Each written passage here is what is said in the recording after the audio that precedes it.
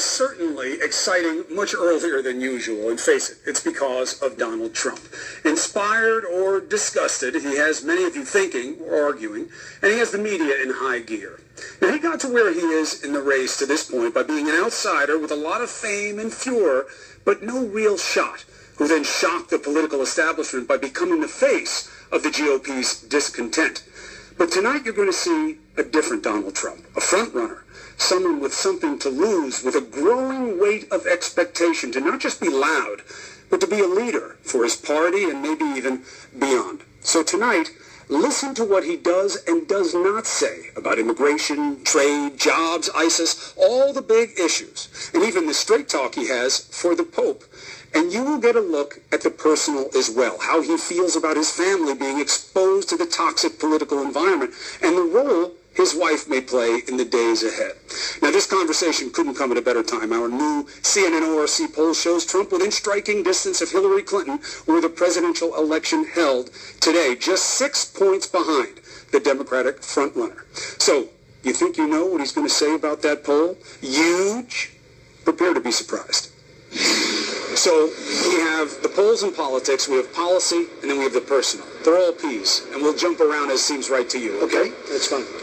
The latest CNN ORC poll, you don't get more accurate than that. It has you for the first time considered competitive in the general election. 6 points separating you and Hillary Clinton. You must be shocked. Well, it's not my focus right now. Right now, I have 16 other people that I'm looking at, and that's not my focus, but indirectly it probably is. And I think that Hillary's going to have a hard time being in the election based on what's happening with the emails, the servers, maybe even the speeches. I think it's going to be a very hard thing for her to overcome. When I look, Chris, at what happened with Petraeus on a much smaller level, great general, wonderful guy, everybody loves him, and they've destroyed his life over much less. I mean, in terms of confidentiality, in terms of importance, much less and far fewer. And it would seem hard to think that somebody could have a much worse situation than him and escape. Well, the factual distinction would be that that was classified information with Petraeus, and he knew it, and he used it. Here, we do not know yet that Hillary Clinton was doing the wrong thing or mishandling classified information. But it looks like it was, and it certainly looks like it was very high-level information. And what's the purpose of it? You know, it's always skirting the edge. What's the purpose of it? In the end, she had something in mind. She didn't want people to know or something, but what is she doing? Why is she doing it? You think this is going to really hurt her long time? I think it's devastating. I think it's devastating for the election, but I think her bigger problem is not the election. I think her bigger problem is going to be the criminal problem. Really? You really think that this could turn out to be a criminal situation for Hillary Clinton? Because there's no reference of that from the investigators. I don't think I'm the only one. I mean, the FBI is involved. They only do criminal. I don't think I'm the only one. Now, maybe it's somebody on her staff. But look, it's either criminal or it's incompetent. It's one or the other. There's either gross incompetence or criminal, and neither's acceptable to be president. I feel like you're skipping the headline. You're 6 points from Hillary Clinton. Nobody would have expected that. You're kind of glossing over it. Why? Shouldn't you be saying 6 points? I can't believe I'm not ahead. Well, that's one thing I could say, I guess. You know, I think we'll do very well against Hillary. Hillary's record as Secretary of State was a disaster. She was in favor, totally in favor of the Iraq War, which is obviously not a good soundbite. I think we're going to do very well. And as you know, I've been against it for years, the Iraq War. I said, you're going to decimate Iraq. Iran will take over the Middle East and take over Iraq, which is exactly what's happening. And somebody's going to come and take over the leftover oil. And who did that turn out to be? ISIS. So if you look at 2004, exactly what I said happened. So call it vision. I have to call it vision because I'm trying to get elected. First time in my life I'm trying to get elected, right? I'm a politician all of a sudden. But there was a certain vision. I've gotten a lot of credit for it. They made a terrible mistake. And then they made a terrible mistake the way they got out. And in my opinion, they made an even worse mistake not keeping the oil. Because ISIS took the oil, and Iran is going to take the rest. People wanted out, though, Mr. Trump. And they didn't want forces there. They don't want forces there now. If you wanted to do what you sometimes suggest, which is take the oil, that would take troops, that would take danger, that would take blood and treasure.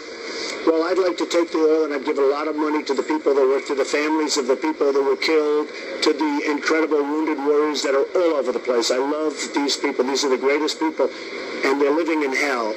and I'd give lots of money to them, their families. I mean, look at all the people. We spent $2 trillion, thousands of people killed, thousands, tens of thousands of wounded. We have nothing. Right now, Iran is going to take over Iraq, and ISIS has already taken big parts of the wealthy section of Iraq. Would it be worth creating more wounded veterans in order to do what you want to do? I'd see what I would do. You wouldn't have that many, I will tell you. I would just take over the source of their wealth. A big source of their wealth is the oil. And also, if you look at what's going on with the banks, the Iranian banks, the Saudi banks, they're funneling money into ISIS, and yet we help these people. We make this horrible deal for, I mean, one of the worst, I think it'll go down as one of the worst deals ever made by a country with another country. And it's going to lead to, whether it's nuclear destruction, or you could name lots of bad scenarios, but the deal with Iran is a totally incompetently negotiated transaction. Wasn't one of the reasons, and I know there are many and it's complex, but that the Allies felt they needed to do a deal with Iran was obviously the nukes, but also Iran has been helpful with ISIS. They've been fighting ISIS for whatever reasons. Maybe they're good or neutral or bad reasons. But they've been fighting against ISIS, not trying to help ISIS. Well, you know, there's a whole thing going on. First of all, you look at Iran with Syria. Now, ISIS is fighting Syria. We're supposed to be Syria's great enemy, but we're fighting ISIS. You know, you can almost say, why are we fighting ISIS in Syria? Let ISIS fight with Syria and, you know, take up the leftovers or do whatever you have to do. So Assad has to be looking at us and saying, hey, these are supposed to be my enemies, but they're the ones that are fighting ISIS, and ISIS is a very, very big enemy from his standpoint. So there are so many mistakes we're making in the Middle East, it's incredible. But when you look at just that one thing, ISIS wants to go after Syria. We're fighting ISIS in Syria. Now, the other thing is that ISIS is taking oil in Syria. I am all for the oil. I want to take care of ourselves. I want to rebuild this country. We should focus on the wealth of ISIS. We have to do something with ISIS. Well, I was against going after Iraq because it will destabilize the Middle East. I was right. Now we have to do something. When they're chopping off heads because a person's a Christian, and by the way, chop off heads of almost everybody anyway, but you have people that are living in hell. I mean, this is like medieval times, so we have to do something. But I say take the wealth, take the oil, and I also say give lots of money, and there'll be plenty left over, it's peanuts by comparison, to the families of those soldiers that died and to the wounded warriors. Plenty of money to them because they deserve it. When you think about ISIS and what you do to stop them, how much of it for you is about the military? How much of it for you is about doing other things, political things, to strengthen the regions that they're preying upon? Well, I think a lot of it is about the military, and I think one of the things I noticed in your poll, I came out way, way ahead of everybody on the economy, and a lot of people weren't surprised to see that, but I also came way out ahead on the military. And ISIS specifically. And ISIS. I think that I would be a great sleeper on the military because people wouldn't think it's my strength, but I think it would be one of my strengths. I want to build up our military. I want to have such an incredible military that nobody's going to play games with us, nobody's going to mess with us, and hopefully we won't ever have to use our military. But we need a powerful military.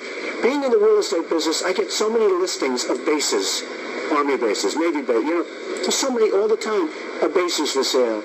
A place where they have soldiers is for sale. I keep saying, how many of these places do they have where I can get all these listings? You take a look. A lot of sales of bases, military bases.